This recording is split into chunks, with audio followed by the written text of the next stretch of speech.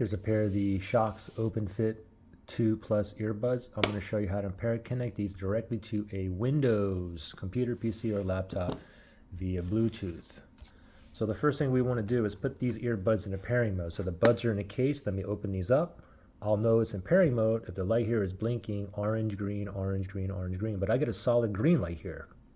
And then it goes off. The reason for me is because I'm currently connected to one of my phones. So let me manually put this in pairing mode, okay? So there's a button here in the case. Leave the buds in the case. Look at the button there. I'm going to press and hold that button and wait till the light here starts blinking. Orange, green, orange, green, orange, green. So a button here. Press and hold. Keep holding. Just wait. Still holding. Up. Green, orange, green, orange, green, orange. Now it's in pairing mode. Now let's hurry up and shoot over to our computer. You want to go directly to your Bluetooth settings. Bottom left-hand side, we can do a search for Bluetooth. And then Bluetooth and other device settings right up there. Let's go ahead and select that. From here, make sure Bluetooth is toggled on, and then we're going to tap up here where it says add Bluetooth or other device. Let's select that. And now we're going to select that first one here. It says Bluetooth.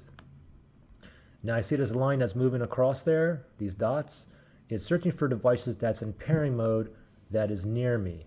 Okay, so these are still in the pairing mode. It's still blinking orange, green, and I did find it. Shows up right there. Let's go ahead and select that. It says connecting, and we're connected, ready to go. I'll go ahead and tap on done right there. Also says connected right there, and now you can also see it's connected right here as well. Okay, it took a while. It was down here stuck, and after 30 seconds, and it finally jumped in here under audio. But anyway, we're connected, ready to go. Now, if you had issues pairing or connecting these, you can always do you can perform a factory reset on these if you need to. If you need to do that, look for that link below in the description area.